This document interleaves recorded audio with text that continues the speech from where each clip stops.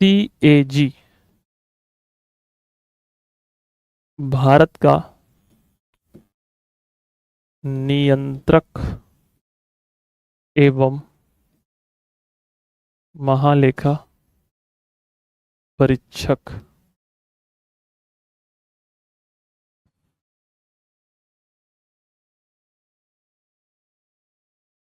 तो क्या है? भारत का नियंत्रक एवं महालेखा परीक्षक है।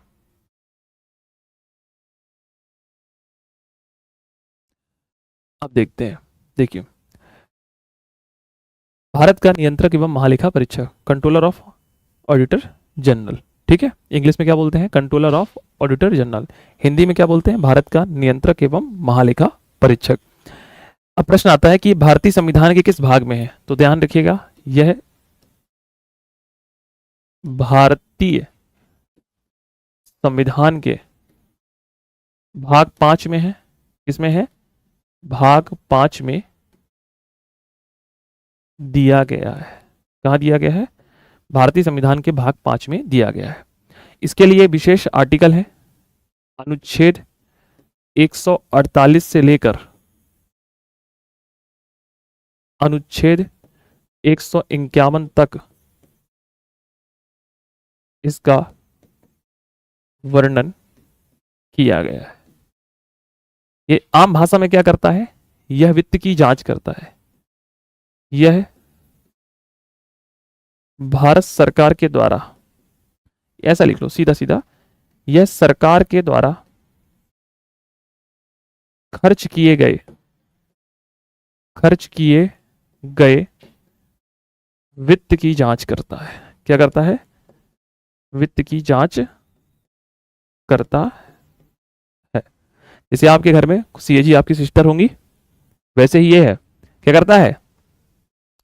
Please tell me book name sir GK. अरे भाई, जीके की कोई एक प्रॉपर बुक नहीं आती है कि कोई एक बुक से पढ़ लोगे। अब आप सोचिए, आप जिस एग्जाम की तैयारी करने जा रहे हैं, जैसे रेलवे आने वाला है, उसमें बच्चा जो होगा उसको कितनी ना जाने कितनी बुकें याद होंगी। ठीक है, कितनी बुकें पढ़ी होंगी। तो एक बुक से, अब जैसे मैं आपको पॉलिटी पढ़ाता हूँ, मैं कभी आपको एक बुक से नहीं पढ़ाता, मैंने 10-12 बुकें पढ़ रखी हैं ऑलरेडी। ठीक है, तो एक बुक से पढ़ने से सिलेक्शन कभी होता नहीं, क्योंकि एक बुक से कभी कोई 100% डाटा नहीं आता है। किसी भी एक बुक से 60 से 70% ही आता है। कितना? 60-70। और सिलेक्शन के लिए कितना चाहिए? 80 से 85। तो कभी भी कोई एक बुक प्रॉपर सिलेक्शन नहीं देती है। फिलहाल इधर देखो, तो अपन को क्या करना है? पूरे आर्टिकल याद करना है इसके। 148 तो जरूर याद होना चाहिए, बाकी तुमको याद हो ना हो, 148 जरूर ध्यान रखना, क्योंकि रेलवे में 148 तो पूछा ही पूछा जाएगा। अनुच्छेद 148, अनुच्छेद 148 की बात करें तो इसमें क्या लिखा है? इसमें लिखा है भारत में एक सीएजी होगा, तो सीएजी की नियुक्ति लिखी है। सीएजी की नियुक्ति 148 में क्या है? 148 में है सीएजी की नियुक्ति, साथ ही उसका शपथ और सेवा शर्तों के बारे में बताया गया है। तो सीएजी की नियुक्ति कौन करता है? सीएजी की नियुक्ति करता है, अगर मैं पूरा लिख दूं तो इसमें सीएजी की नियुक्ति के साथ साथ इसी में सीएजी का शपथ व सेवा शर्तों के बारे में बताया गया है। किसके बारे में? सेवा शर्तों के बारे में। आपको आर्टिकल 148 जरूर ध्यान रखना है, बहुत इंपॉर्टेंट आर्टिकल है। इसमें लिखा है कि बताओ किस आर्टिकल में सीएजी लिखा है? सीएजी का उल्लेख किस आर्टिकल में? तो अनुच्छेद 148 में सीएजी का उल्लेख किया गया है। सीएजी की नियुक्ति कौन करता है? सीएजी की नियुक्ति भारत का राष्ट्रपति करता है। कौन करता है? सीएजी की नियुक्ति भारत का राष्ट्रपति करता है। ये शपथ किस में लेते हैं? तो भारतीय संविधान की अगर हम बात करें तो ये भारतीय संविधान में अनुसूची जो 3 है, अनुसूची 3 में इनके शपथ का प्रावधान किया गया है। और सेवा शर्तें कैसे निर्धारित करते हैं? तो संसद नियम बना के इनकी सेवा शर्तों का उल्लंघन, मतलब सेवा शर्तों का निर्धारण करती है। ध्यान रखिएगा। तो अगर मैं एक शब्द इस्तेमाल करूं यहां पर कि सीएजी की नियुक्ति कौन करता है, तो इनकी नियुक्ति भारत के राष्ट्रपति करते हैं। कौन करते हैं? भारत के राष्ट्रपति। ये शपथ कहां से लेते हैं? शपथ की हम बात करते हैं तो ये भारतीय संविधान के अनुसूची 3 में इनके शपथ का उल्लेख है, अनुसूची 3 में इनका शपथ दिया गया है। और सेवा शर्तों के बारे में बताएं तो सेवा शर्तें कौन निर्धारित करते हैं? सेवा व शर्तें, सेवा शर्तें संसद के द्वारा अधिनियम बना के निर्धारित की जाती है। संसद के द्वारा अधिनियम बनाकर, संसद क्या बनाती है इसमें दोस्तों? एक्ट बनाती है समय समय पर। तो संसद अधिनियम के द्वारा इनकी सेवा और शर्तें निर्धारित करती हैं कि भैया इनको गाड़ी कहाँ मिलेगी, बंगला कहाँ मिलेगा, कितना वेतन मिलेगा, वगैरह वगैरह। तो ये सब चीज को निर्धारित करती है, संसद निर्धारित करती है। ठीक, कौन निर्धारित करती है? संसद निर्धारित करती है। सीएजी का तात्पर्य होता है भारत का नियंत्रक एवं महालेखा परीक्षक। ध्यान रखिएगा। अनुच्छेद 148 समझ में आया? तो अनुच्छेद 148 में क्या लिखा है? अरे मेरे लाल की केवल इतना ध्यान रखना कि अनुच्छेद 148 में मात्र सीएजी लिखा हुआ है। क्या लिखा हुआ है? क्या लिखा है? अनुच्छेद 148 में सीएजी लिखा हुआ है।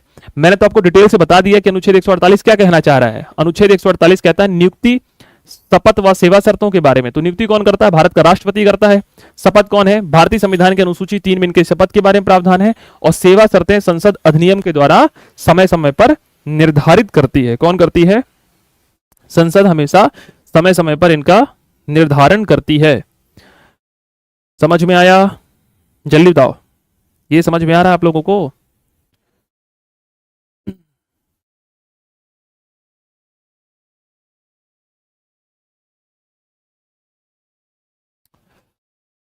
हम्म,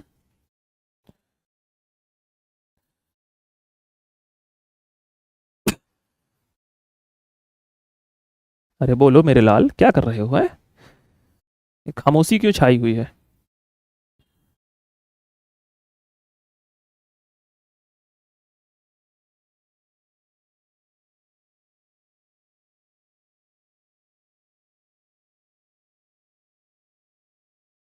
हम्म, तो क्लियर है? अनुच्छेद 148 इसमें नियुक्ति है, शपथ है व सेवा शर्तों के बारे में उल्लेखित किया गया है।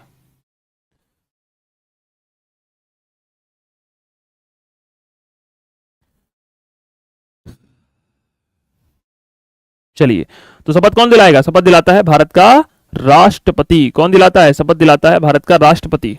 कौन दिलाता है?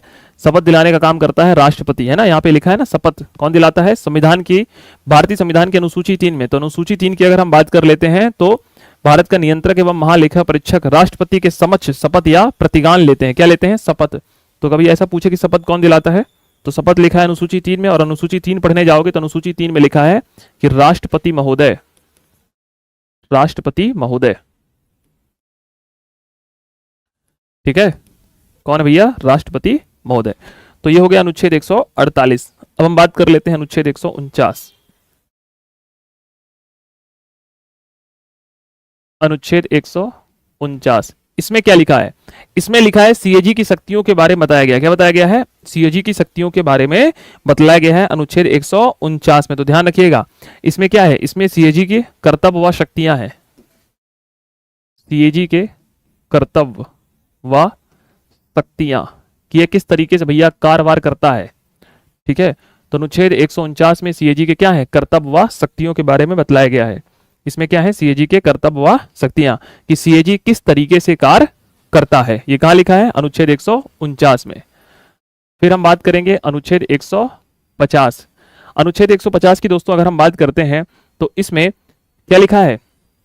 इसमें लिखा है संघ एवं राज्यों के लेखा का प्रारूप। क्या लिखा है? संघ व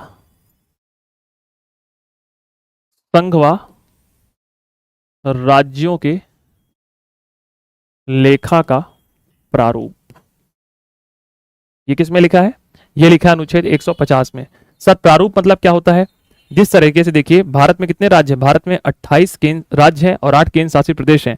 तो 28 राज्य किस तरीके से अपनी रिपोर्ट बनाएंगे, ये कहां लिखा है? ये लिखा है अनुच्छेद 150 में। और किस तरीके से केंद्र सरकार अपनी रिपोर्ट बना के देती है? किसके पास? सीएजी के पास, जिससे सीएजी को ऑडिट करने में कोई समस्या ना हो। तो यहां पे कहां लिखा है? ये लिखा है अनुच्छेद आपके 50 में कि संघ एवं राज्यों के लेखा का प्रारूप किस तरीके से होगा, किस तरीके से आपको ड्राफ्ट बनाना है, तो सभी राज्य किस तरीके से ड्राफ्ट बना के मेरे पास भेजेंगे। नहीं तो पता चले मध्य प्रदेश ने अलग ड्राफ्ट बना के भेजा है, बिहार ने अलग भेजा है, अरुणाचल प्रदेश ने अलग भेजा है, आंध्रा ने अलग भेजा है, तेलंगाना ने अलग भेजा है, जिससे कि सीएजी को कार्य करने में क्या होगी, समस्या होगी। अगर एक ही ड्राफ्ट बना रहेगा, जैसे आप लोग फॉर्म भरने जाते हो ना, तो फॉर्म भरने में सभी लोग एक ही तरीके का फॉर्म भरते हैं, रेलवे का नाम लिखा रहता है, पता लिखा रहता है, रोल नंबर, पूरी प्रक्रिया होती है। उसी तरीके से एक ड्राफ्ट बनाया जाता है सीएजी के द्वारा, जिससे संघ एवं राज्यों के लेखा प्रारूप को बेहतर तरीके से कार्यरत किया जाए। और अनुच्छेद 150 में क्या है, अनुच्छेद 150 हो गया, 151 में है रिपोर्ट, सीएजी की रिपोर्ट। तो अब थोड़ा सा इतना जान लो, थोड़ा सा इसके बारे में कि सीएजी की रिपोर्ट किस तरीके से कार्यरत होती हैं। यहां से क्वेश्चन आपके एग्जाम में बन सकता है। अब प्रश्न आएगा कि भैया सीएजी कैसे कार्य करता है। तो कार्य तो मैंने कल बता दिया था, एक बार मैं फिर बता देता हूं कि दोस्तों यह है सरकार की संचित निधि। इसके काम करने का तरीका देख लो, यह है संचित निधि। इस संचित निधि से सरकार क्या करती है, सरकार पैसा चाहिए। सरकार को पैसा क्यों चाहिए, सरकार को काम करने के लिए पैसा चाहिए, तो सरकार लेकर आती है बजट। क्या लेकर आती है, सरकार लेकर आती है बजट। जब सरकार बजट लेकर आती है तो सरकार बजट के माध्यम से पैसा निकालती है। सरकार बजट के माध्यम से पैसा निकालती है और उस पैसे को कल्याणकारी कार्यों में खर्च करती है। किसमें करती है, कल्याणकारी कार्यों में खर्च करती है।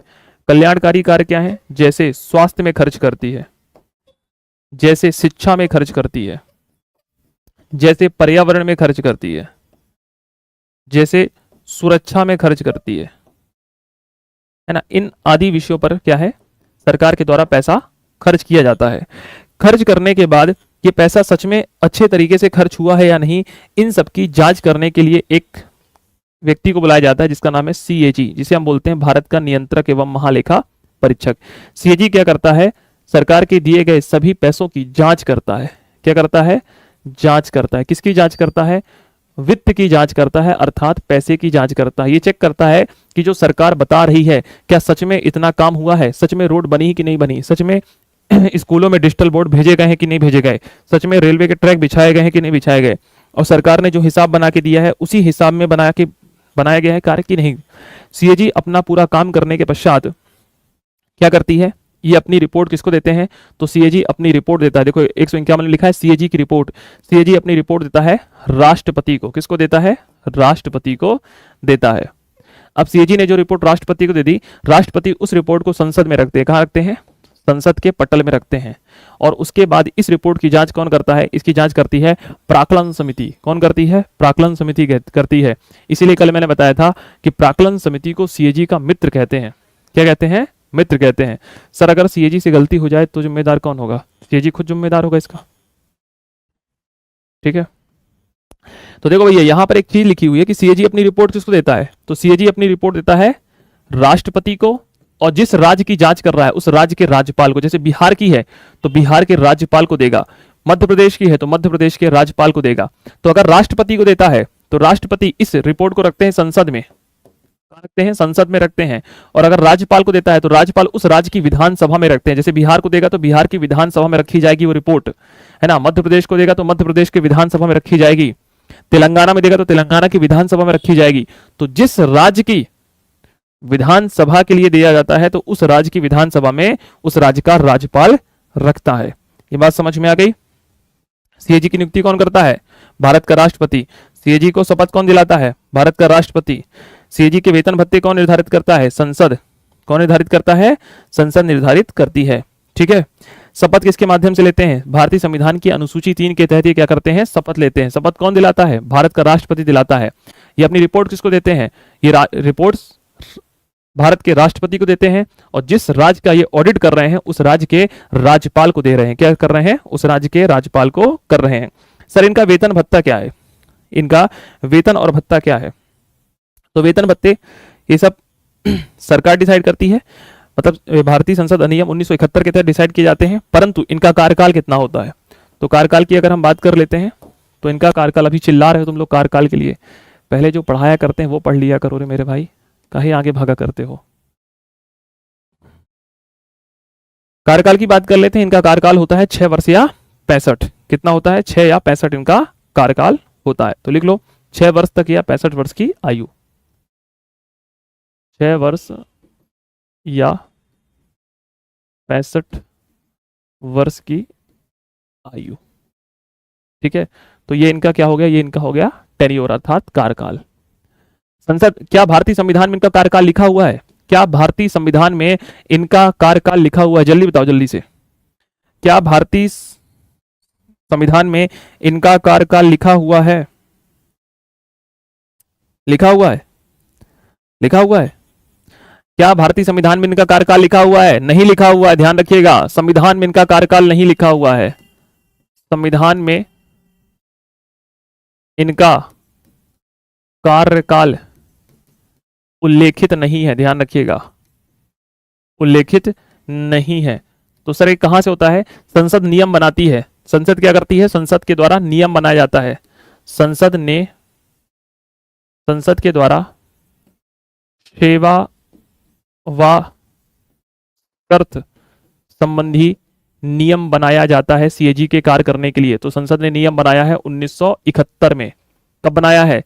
संसद ने 1971 में नियम बनाया है और इसके तहत इनका कार्यकाल डिसाइड कर दिया है 6 वर्ष या 65 साल। कितना डिसाइड कर दिया है? 6 साल या 65 साल डिसाइड कर दिया है।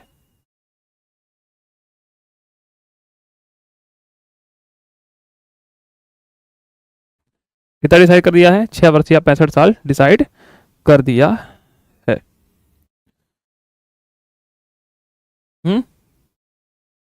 चलिए, इनको हटाने का प्रावधान क्या है? सर इनको हटाने का प्रावधान वही है जैसे सुप्रीम कोर्ट के मुख्य न्यायाधीश को हटाते हैं। जैसे सुप्रीम कोर्ट के न्यायाधीश को हटाते हैं। हटाने की प्रक्रिया, अगर सीएजी अच्छे से कार्य नहीं कर रहा या कार्य में मक्कारी कर रहा है तो इसको कैसे हटाएंगे? तो सर इसको वैसे ही हटाएंगे जैसे हम क्या करते हैं? सुप्रीम कोर्ट के न्यायाधीश को हटाते हैं। कैसे हटाते हैं? सुप्रीम कोर्ट के न्यायाधीश को, सुप्रीम कोर्ट के जिस तरीके से न्यायाधीश को हटाते हैं,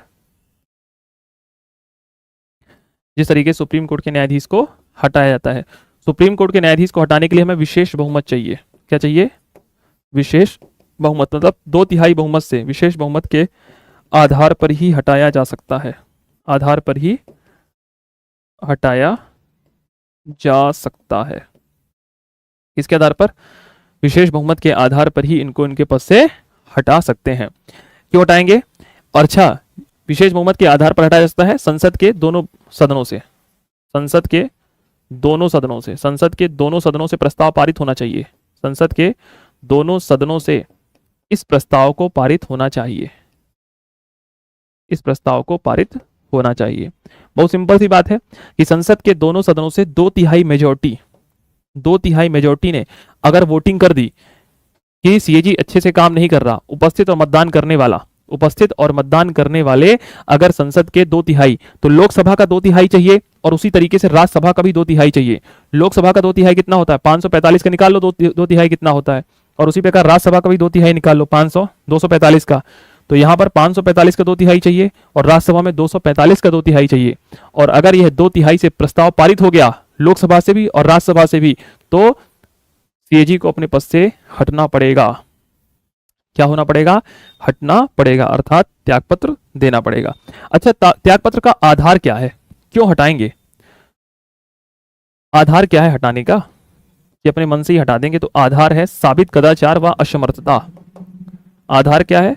आधार है साबित कदाचार, मतलब आपका चरित्र अच्छा नहीं है। साबित कदाचार, आपने कुछ ऐसा काम कर दिया जो समाज के लिए अच्छा नहीं है। साबित कदाचार व असमर्थता।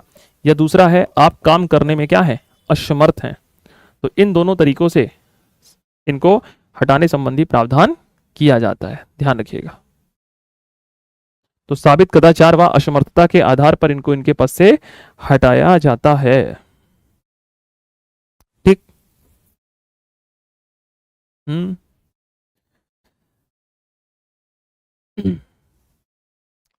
एक लाइन और लिख लो। डॉक्टर भीमराव अंबेडकर ने, डॉक्टर भीमराव अंबेडकर ने, डॉक्टर भीमराव अंबेडकर ने सीएजी को संविधान का महत्वपूर्ण पद बताया है। सीएजी को संविधान का महत्वपूर्ण पद बताया था। मतलब डॉक्टर अंबेडकर का कहना था कि संविधान में 4 ऐसे प्रमुख पद हैं। कितने पद हैं? 4 ऐसे महत्वपूर्ण पद हैं जिसका होना बहुत जरूरी है संविधान के लिए। उसमें से एक पद है सीएजी का, क्योंकि अगर सीएजी अच्छे से काम नहीं करेगा तो हमारी देश की जो सरकार है ना, सब बेच भांज देगी, है ना, सब चोर बैठे हुए, आप सभी को पता है। भाई भ्रष्टाचार क्यों हो रहा है? बिना, आपको बताइए, क्या किसी सांसद के बिना भ्रष्टाचार हो सकता है इस देश में? अगर नेता बाहुबल है, नेता ताकतवर है, जब नेता जनता के द्वारा नेता को चुना जाता है तो कैसे कोई भ्रष्टाचार कर सकता है? किसी के मजाल नहीं कि 1 रुपए इधर से उधर हो जाए। और हमारी जनता सोई हुई जनता है, मृत जनता है, उसे कोई फर्क नहीं पड़ रहा। ठीक है, तो डॉक्टर भीमराव अम्बेडकर ने कहा है कि अगर सीएजी अच्छे से काम नहीं करे, रिपोर्ट नहीं दे, तो इस देश का गर्त में जाना संभव है। इसलिए अम्बेडकर कहते हैं कि 4 संविधान के ऐसे महत्वपूर्ण पद हैं जिसमें से एक सबसे महत्वपूर्ण पद किसका है? आपके सीएजी का भी है। किसका है? सीएजी का भी है। अच्छा, यहां पर एक चीज और समझा देता हूं आपको। जगह है? जगह तो नहीं है, पर यहां भी बता देता हूं, थोड़ा सा जगह यहां पर है। अनुच्छेद 279, सर ये क्या है? 279 की व्याख्या क्या है? तो देखो,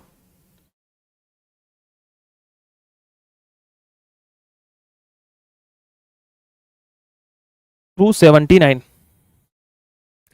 279 के तहत सीएजी शुद्ध आय की गणना करता है। सीएजी शुद्ध आय की गणना करता है। शुद्ध आय की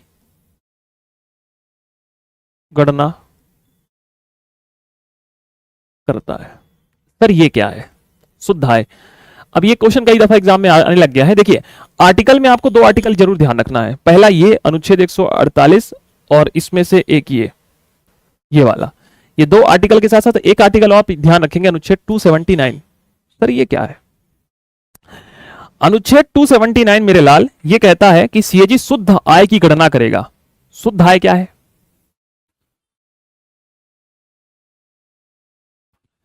क्या है? शुद्ध आय की गणना का तात्पर्य होता है कि शुद्ध आय के तहत सीएजी बता देता है कि सरकार ने कितना पैसा खर्च किया और सरकार को कितना पैसा प्राप्त हुआ।